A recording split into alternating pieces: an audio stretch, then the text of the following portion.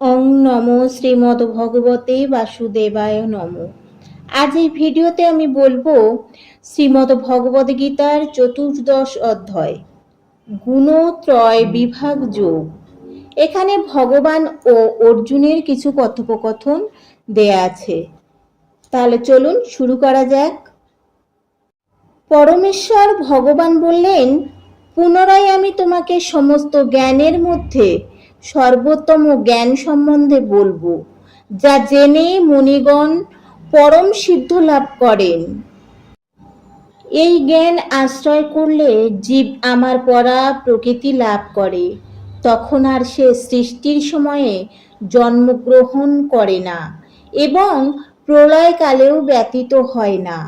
হে ভারত, প্রকৃতি নামক ব্রহ্ম আমার গর্ভাধানের স্থান এবং সেই ব্রহ্মে আমি গর্ভাধান করি, যার ফলে সমস্ত জীবের জন্ম হয়। হে কৌন্তেয়, সকল যোনিতে বিভিন্ন প্রজাতির যে সমস্ত মূর্তি প্রকাশিত হয়, ব্রহ্মরূপী যোনি তাদের জননী স্বরূপা এবং আমি বীজ প্রদানকারী পিতা। হে মহাবীর, জড় প্রকৃতির থেকে জাত সত্য, রজ ও তম, এই তিনটি গুণ দেহের মধ্যে অবস্থিত অব্যয় জীবকে আবদ্ধ করে। হে নিষ্পাপ, সেই গুণ সমূহের মধ্যে শতগুণ নির্মল হওয়ার ফলে প্রকাশকারী ও পাপ পূর্ণ এবং তা সুখ ও জ্ঞানের সঙ্গে দ্বারা জীবকে আবদ্ধ করে। হে কৌন্তেয়, রজগুণ অনুরাগাত্মক এবং তা তৃষ্ণা ও আসক্তি থেকে উৎপন্ন বলে জানবে এবং সেই রজগুণই জীবকে সকাম কর্মের সঙ্গের দ্বারা আবদ্ধ করে। হে ভারত, অজ্ঞানজাত তমগুণকে সমস্ত জীবের মোহনকারী বলে জানবে। সেই তমগুণ প্রমাদ, আলস্য ও নিদ্রার দ্বারা জীবকে আবদ্ধ করে। আমরা যে শততম রজগুণের কথা জানি, তা গীতায় কিভাবে বর্ণনা করা হয়েছে। প্রথমে ভগবদ্গীতায় শতগুণের বিবেচনা করেছে। বলা হয়েছে, জড় জগতে শতগুণের বিকাশ সাধনের পরিণতি এই যে, তাও অন্য গুণের দ্বারা প্রভাবিত জীবদের থেকে অধিক জ্ঞান সম্পন্ন করে তোলে। শতগুণে অধিষ্ঠিত মানুষ জড় জগতের দুঃখ কষ্ট দ্বারা ততটা প্রভাবিত হন না এবং তিনি জড়জাগতিক জ্ঞান আরোহণ করতে উৎসুক। এই ধরনের মানুষ হলেন ব্রাহ্মণ, যিনি শতগুণে অধিষ্ঠিত থাকেন। এই স্তরের সখানুভূতের কারণ, শতগুণে অধিষ্ঠিত জীব সাধারণত পাপ কর্ম থেকে অনেকটা মুক্ত থাকেন। প্রকৃতপক্ষে বৈদিক শাস্ত্রে বলা হয়েছে যে, শতগুণের অর্থ উন্নত জ্ঞান এবং অধিকতর সুখানুভূতি। শতগুণে অধিষ্ঠ হলে জীব মোহাচ্ছন্ন হয় নিজেকে খুব জ্ঞানী এবং অন্যদের থেকে শ্রেষ্ঠ বলে মনে করেন। এভাবে তিনি জড় জগতের বন্ধনে আবদ্ধ হয়ে পড়েন। সেই সম্বন্ধে সবচেয়ে ভালো দৃষ্টান্ত হলো বিজ্ঞানী ও দার্শনিকেরা। তারা নিজেদের জ্ঞানের গর্বে মত্ত থাকেন এবং যেহেতু তারা সাধারণত তাদের জীবনযাত্রার মান উন্নত করে তোলেন, তাই তারা এক ধরনের জড় সুখ অনুভব করেন। বদ্ধ জীবের এই উন্নত সুখানুভূতি তাদের জড় প্রকৃতির শতগুণের বন্ধনে আবদ্ধ করে তোলে। সেই হেতু তারা শতগুণে কর্ম করার প্রতি আকৃষ্ট হন এবং যতক্ষণ পর্যন্ত এভাবে কর্ম করার দিকে তাদের আকর্ষণ থাকে, ততক্ষণ তাদের প্রকৃতির গুণজাত কোনো একটি জড় দেহ ধারণ করতেই হয়।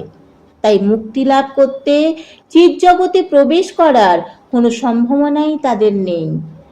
তারা হয়তো দার্শনিক, বিজ্ঞানী বা কবি হয়ে বারবার জন্মাতে পারেন এবং বারবার জন্ম মৃত্যুর ক্লেশদায়ক বন্ধনে তাদের আবদ্ধ হতে হয়, কিন্তু জড়শক্তির মোহে আচ্ছন্ন হয়ে তারা মনে করেন যে এই ধরনের জীবনযাত্রা সুখদায়ক। রজগুণের বৈশিষ্ট্য হচ্ছে স্ত্রী পুরুষের পরস্পরের প্রতি আকর্ষণ। পুরুষের প্রতি স্ত্রী আকৃষ্ট হয় এবং স্ত্রীর প্রতি পুরুষ আকৃষ্ট হয়, তাকেই বলা হয় রজগুণ। আর মানুষের মধ্যে যখন রজগুণ বর্ধিত হয় তখন তার জাগতিক সুখভোগের আকাঙ্ক্ষা বৃদ্ধি পায়। সে তখন ইন্দ্রিয় সুখ ভোগ করতে চায়। ইন্দ্রিয় সুখ ভোগ করার জন্য রজগুণে অধিষ্ঠিত মানুষ সমাজে বা দেশের মধ্যে প্রতিষ্ঠা কামনা করে এবং স্ত্রী পুত্র গৃহ সমন্বিত একটি সুখী পরিবার পেতে চায়। এগুলি রজগুণের প্রভাব। মানুষ যখন এইসব আকাঙ্ক্ষা করে তখন তাদের কঠোর পরিশ্রম করতে হয়। তাই এখানে স্পষ্টভাবে বলা হয়েছে যে মানুষ তার কর্মফলের প্রতি আসক্ত হয়ে পড়ে এবং তার ফলে এই ধরনের কর্মের বন্ধনে আবদ্ধ হয়। তার স্ত্রী পুত্র ও সমাজকে সন্তুষ্ট করার জন্য এবং নিজের সম্মান বজায় রাখার জন্য তাকে কঠোর পরিশ্রম করতে হয়। তাই সমস্ত জড় জগৎটি প্রায় রজগুণে অধিষ্ঠিত। এবার বলি তমগুণের কথা। এর অর্থ হলো তমগুণ দেহধারী আত্মার অতি অদ্ভুত একটি গুণ। তমগুণ শতগুণের সম্পূর্ণ বিপরীত। শতগুণে জ্ঞান অনুশীলনের ফলে কোনটি কি সে সম্বন্ধে জানতে পারা যায়, কিন্তু তমগুণ ঠিক তার বিপরীত। তমগুণের দ্বারা আচ্ছন্ন সকলে উন্মাদ এবং উন্মাদ ব্যক্তি বুঝতে পারে না যে কোনটি কি। উন্নতি সাধন করার পরিবর্তে সে অধঃপতিত হয়। বৈদিক শাস্ত্রে তমগুণের বর্ণনা করে বলা হয়েছে, তমগুণের দ্বারা আচ্ছন্ন হয়ে পড়লে বস্তুর যথার্থভাব নির্ধারণ করতে পারা যায় না। যেমন সকলেই জানে যে তার পিতামহ মারা গেছেন এবং তাই সেও একদিন মারা যাবে, কারণ মানুষ মরণশীল। তার দ্বারা জাত সন্তান সন্ততিরা একদিন মারা যাবে, সুতরাং সকলেই মৃত্যু অবধারিত। তবুও মানুষ তার সন্তান আত্মাকে উপেক্ষা করে উন্মাদের মতো দিনরাত কঠোর পরিশ্রম করে ধন সম্পদ সঞ্চয় করে চলেছে। এটি উন্মত্ততা। তাদের এই উন্মত্ততার ফলে তারা পারমার্থিক উন্নতি সাধন করতে অত্যন্ত অনিচ্ছুক। এই ধরনের মানুষ অত্যন্ত অলস। পারমার্থিক জ্ঞান লাভের জন্য যখন তাদের সাধু সঙ্গ করতে আহ্বান জানানো হয় তখন তারা তাতে খুব একটা উৎসাহী হয় না। তারা এমনকি রজগুণের দ্বারা প্রভাবিত মানুষদের মতো ততটা সক্রিয় নন। এভাবে তমগুণের দ্বারা আচ্ছন্ন মানুষদের আরেকটি লক্ষণ হচ্ছে যে তারা প্রয়োজনের তুলনায় বেশি ঘুমায়। 6 ঘন্টা ঘুমই যথেষ্ট, কিন্তু তমগুণে আচ্ছন্ন মানুষ অন্তত 10 থেকে 12 ঘন্টা ঘুমায়। এই ধরনের মানুষ সর্বদাই বিষাদগ্রস্ত হয়ে থাকে এবং নিদ্রার প্রতি অত্যন্ত আসক্ত। এগুলি তমগুণের দ্বারা আবদ্ধ মানুষের লক্ষণ। হে ভারত, এটি বলা হয় যে শতগুণ জীবকে সুখে আবদ্ধ করে, রজগুণ জীবকে সকাম কর্মে আবদ্ধ করে এবং তমগুণ প্রমাদে আবদ্ধ করে। হে ভারত, কখনো রজ ও তমগুণকে পরাভূত করে শতগুণ প্রবল হয়, কখনো শত ও তমগুণকে পরাভূত করে রজগুণ প্রবল হয় এবং সেভাবেই আবার কখনো শত ও রজগুণকে পরাভূত করে তমগুণ প্রবল হয়। যখন এই দেহের সবকটি দ্বারে জ্ঞানের প্রকাশ হয় তখন শতগুণ বর্ধিত হয়েছে বলে জানবে।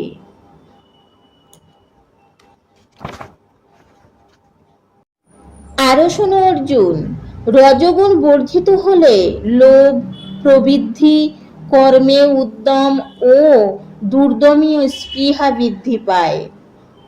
হে কুরুনন্দন, তমগুণ বর্ধিত হলে অজ্ঞানান্ধকার নিষ্ক্রিয়তা, প্রমাদ ও মোহ উৎপন্ন হয়। আর সত্ত্বগুণ বৃদ্ধিপ্রাপ্তকালে দেহ ত্যাগ করলে দেহধারী জীব মহর্ষিদের নির্মল উচ্চতর লোকসমূহ লাভ করে। রজগুণে মৃত্যু হলে কর্মাসক্ত মনুষ্যকুলে জন্ম হয়, তেমনি তমগুণের মৃত্যু হলে পশুজনিতে জন্ম হয়। সুকৃতি সম্পূর্ণ সাত্ত্বিক কর্মের ফলকে নির্মল, রাজসিক কর্মের ফলকে দুঃখময় এবং তামসিক কর্মের ফলকে অজ্ঞান বলা হয়। সত্ত্বগুণ থেকে জ্ঞান, রজগুণ থেকে লোভ এবং তমগুণ থেকে অজ্ঞান ও প্রমাদ ও মোহ উৎপন্ন হয়। সত্ত্বগুণ সম্পূর্ণ ব্যক্তিগণ ঊর্ধ্বে উচ্চতর লোকসমূহে গমন করে। রজগুণ সম্পূর্ণ ব্যক্তিগণের মধ্যে নরলোকে অবস্থান করে এবং জঘন্য গুণসম্পন্ন তামসিক ব্যক্তিগণ অধঃপতিত হয়ে নরকে গমন করে। যখন কেউ দর্শন করেন যে প্রকৃতির গুণসমূহ ব্যতীত কর্মে অন্য কোনো কর্তা নেই এবং যখন তিনি এই সমস্ত গুণের অতীত পরমেশ্বর ভগবানকে জানতে পারেন, তখন তিনি আমার পরাপ্রকৃতি লাভ করেন। দেহধারী জীব এই তিন গুণ অতিক্রম করে জন্ম, মৃত্যু, জরা ও তাদের দুঃখ থেকে বিমুক্ত হয়ে অমৃত ভোগ করেন। এই সমস্ত কথা শোনার পর অর্জুন জিজ্ঞাসা করলেন, হে প্রভু, যিনি এই তিন গুণের অতীত, তিনি কি কি লক্ষণ দ্বারা জ্ঞাত হন, তার আচরণ কি রকম, আর তিনি কেমন ভাবে এই তিনটি গুণ অতিক্রম করেন?